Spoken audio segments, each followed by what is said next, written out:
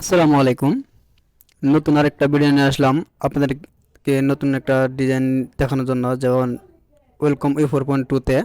এর আগে ভিডিওতে আমি একটা এই প্যাটার্নটা মোবাইলে ছবি তুলে কিভাবে ফটোশপে কাস্টমাইজ করতে হয় সেই বিষয়ে আমি একটা ভিডিও দিছিলাম। তো একটা, শুধু একটা না, একটা, যেহেতু একটা ভিডিওতে আমি দেখাইছি আপনি যে কোনো ইমেজ ফটোশপে কাস্টমাইজ করতে পারবেন। তার আমি আরও কিছু ভিডিও দিব ফটোশপে। তো যাই হোক, মূলত আজকে এই ভিডিওটা আপনাদেরকে এই প্যাটার্ন অনুযায়ী যে ডিজাইন দেয়, এটা ডিজাইন শুরু থেকে আপনি একবার শেষ পর্যন্ত, আগের ভিডিওতে আমি বলছিলাম যে পরবর্তীতে একটা ভিডিওতে আমি ডিজাইনটা শুরু থেকে এবং মেশিন রানিং অবস্থায় বা জুতাটা কীভাবে হবো বিস্তারিত আমি একটা ভিডিও দেওয়ার চেষ্টা করব। তো প্রথমে আমি ডিজাইনটা, যে তোমার প্যাটার্নটা কাস্টমাইজ করা আছে, এখন এই ডিজাইনটা করব এবং মেশিন আমি চালাবো। তো আমি প্রথমে জুম করি। এনো কয়টা আছে? একটা, দুইটা, তিনটে, চারটে, পাঁচটা।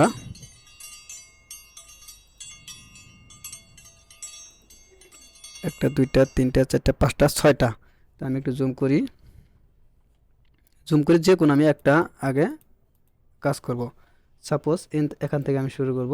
আপনি যেখান থেকে শুরু, এটা অবশ্যই 7 ইঞ্চি দিতে হবো। তো আমি একটা রিং বা আউটলাইন সিলেক্ট করব, যেমন এই যেটা আমি স্টার, এটি দিয়ে আমি করব, অথবা রিং দিয়ে করতে পারেন। এটা আপনি ডিজাইনটা এই রাউন্ডটা করার পরেও আপনি স্টিচ সিলেক্ট করে দিতে পারবেন, অথবা প্রথমেতেও সিলেক্ট করে দিতে পারবেন। যেহেতু এটা আমি 7 স্টিচ দেবো, 7 স্টিচ সিলেক্ট করব। আর এটা আপনি এই যে অপশনগুলো, অটো আন্ডারলাইন, পুল কম্পিটিশন, অটো জাম, এর সবই থাকবো। শুধু আপনি যদি এই ম্যানুয়ালি অটো আন্ডারলাইন দিতে চান তাহলে আপনি দিতে পারবেন। যদি না চান তাহলে এটা বন্ধ করে দিয়ে আপনি পরবর্তী ম্যানুয়ালি দিতে পারবেন। আমি আর একটু ছোটো করি। আমি এটাই করব, একুরেটভাবে করার চেষ্টা করব।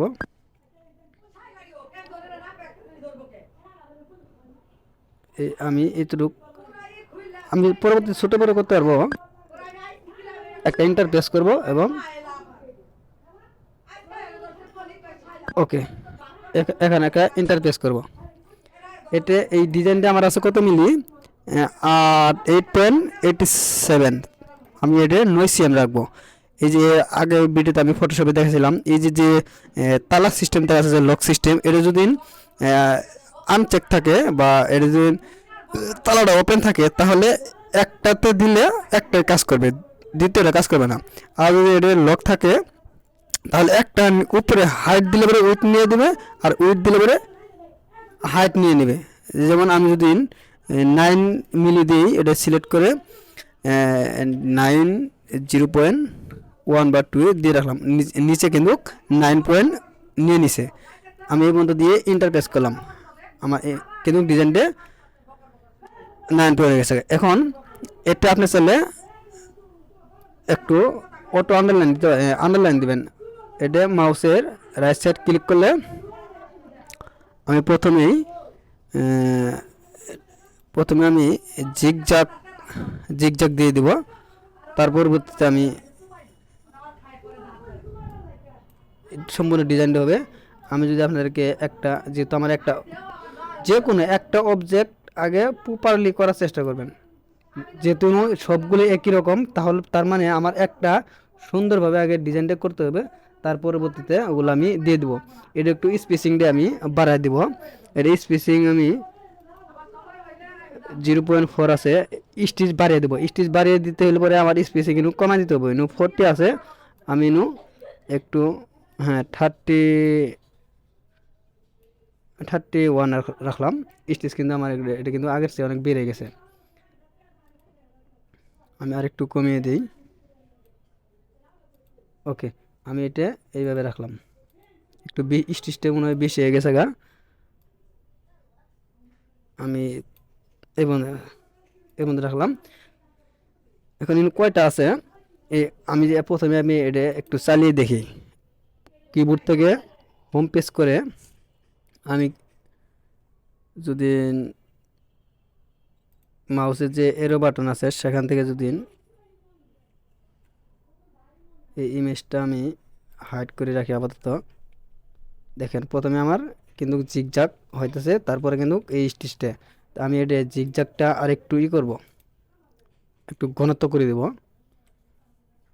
অটো এটা সিলেক্ট করে অটো আন্ডারলাইনে মাউসের রাইট সাইড ক্লিক করে এটা স্পেসিং 3 আছে, এটা একটু কমায় দিব। ওকে, এখন হোম পেজ করে এখন যদি আমি দেখাই, দেখেন আগেরটা চেয়ে কিন্তু একটু ঘনত্ব বেশি হয়েছে। ওকে, আমি এইভাবে রাখলাম, আপনি চাইলে আরও কমায় বাড়ায় দিতে পারেন। এখন মূল মূল কাজে আসি। এখন এই সম্পূর্ণটাই যেহেতু এটা প্যাটার্ন যদি অ্যাকুরেটভাবে না বসায় তাহলে কিন্তু এক সাইডে কম এক সাইডে বেশি হয়ে যাবে। তো সেক্ষেত্রে কিন্তু আমার অ্যাকুরেটভাবে এই যে ডিজাইনটা করলাম এটা কিন্তু আমার প্যাটার্ন অনুযায়ী কিন্তু মিলাইতে হবে। এই যার জন্য কিন্তু আমি ফটোশপে এটা কাস্টমাইজ করছি। এটা কন্ট্রোল ডি দিয়ে কপি করে নিচেরটা নিচে এসে আমি সুন্দরভাবে মিলাই দেবো, একটু জুম করি। ওকে, আমি এটা এইভাবে রাখলাম। আবার এটা কন্ট্রোল ডি দিয়ে কপি করে নিচেরটার মধ্যে সুন্দরভাবে মিলাই দেবো। নিচেরটা মিলাই দিছি। এইভাবে কয়টা আছে, নিচে 6টা আছে, এই 6টা আমি মিলাই দেবো। কন্ট্রোল ডি দিয়ে কপি করব আর এক একটা করে মিলাই দেবো।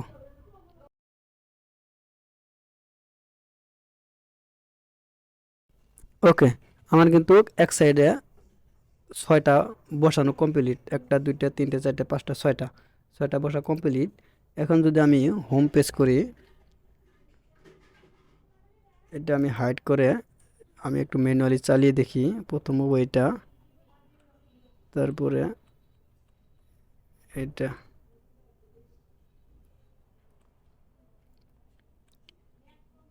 ওকে, আমার এটা কমপ্লিট হয়েছে। এখন সব কয়টা আমি সিলেক্ট করব,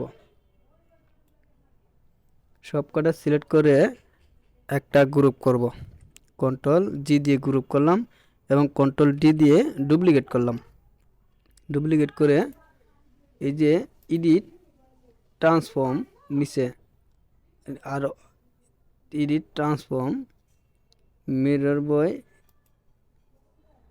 এখানে একটা ক্লিক করব যাতে অ্যাকুরেটভাবে হয়। এখানে একটা ক্লিক করব, কন্ট্রোল চেপে ধরে যাতে সোজা থাকে এখানে একটা ক্লিক করব। আমার কিন্তু প্রথমে কিন্তু আমি লেফট সাইডে দিছিলাম, এখন কিন্তু রাইট সাইডে কিন্তু আমি কপি করে দিলাম যাতে অ্যাকুরেটভাবে হয়। ওকে, এখন ডিজাইনটা কিন্তু আমার কমপ্লিট। আমি ইমেজটা হাইড করে রাখি। এখন যে ডিজাইনটা কিন্তু মেশিনে চালানোর মতো কমপ্লিট। এই পুরাটা আমি যেহেতু আমার ডিজাইনটা ওকে হয়েছে, এখন যদি আমি ম্যানুয়ালি একটা আনগ্রুপ করি, কন্ট্রোল ইউ দিয়ে আনগ্রুপ করলাম, এটাও আনগ্রুপ করলাম। এখন হোম পেজ করব।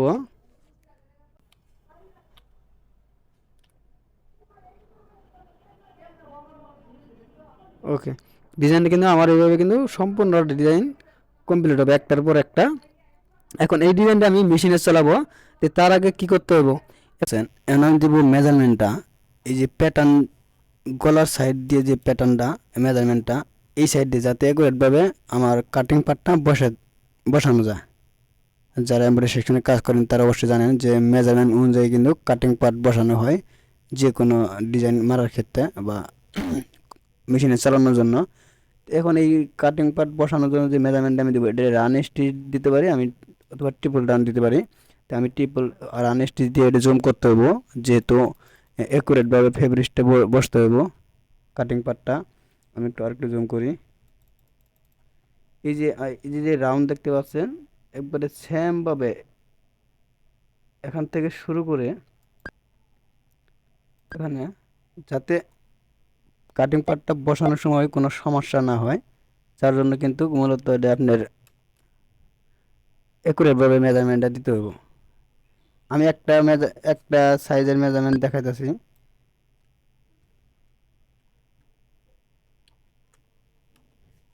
এখন পুরাটাই যেইভাবে দেখতে পাচ্ছেন এইভাবে আমি পুরাটাই যতটুকু এই মাথা থেকে এই মাথায় পুরাটাই নে আমি একটু জুম আউট করে চালু করার চেষ্টা করি। কিন্তু সিস্টেম কিন্তু একই, অ্যাকুরেটভাবে করবেন আপনারা আস্তে আস্তে। যদি কোনো সময় একটু এদিক সেদিক হয় তাহলে আপনারা এটা মিলাই নেবেন। এটা অর্ধেক পর্যন্ত করব, পরবর্তীতে আমি এটা কন্ট্রোল ডি দিয়ে ডুপ্লিকেট করে রিপিট করে দেব। ওকে, দেখেন আমার এর কালার আপনারা দেখতে পাচ্ছেন কি না বুঝতে পারছি না, আমি জুম আউট করে দেখাই। এই যে রান স্ট্রিট আমি দিলাম এটা, এখন এটা কন্ট্রোল ডি দিয়ে ডুপ্লিকেট করে edit transform mirror by reflection একবারে সেন্টার বরাবর রেখে, তার সেন্টার বরাবর না রাখলে অ্যাকুরেট হবে না, সেন্টার বরাবর রেখে কন্ট্রোল চেপে ধরে ক্লিক করবেন। দেখেন আমার কিন্তু রাইট সাইডে কিন্তু হয়ে গেছে। আমার এটা একটু আমি একটু হাইড করি।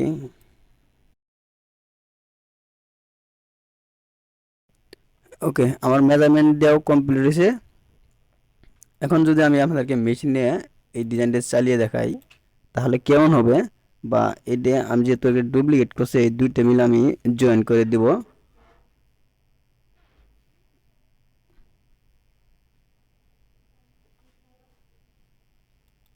ওকে, এখন কিন্তু এই দুইটা অবজেক্ট আমার কিন্তু একটা হয়ে গেছে।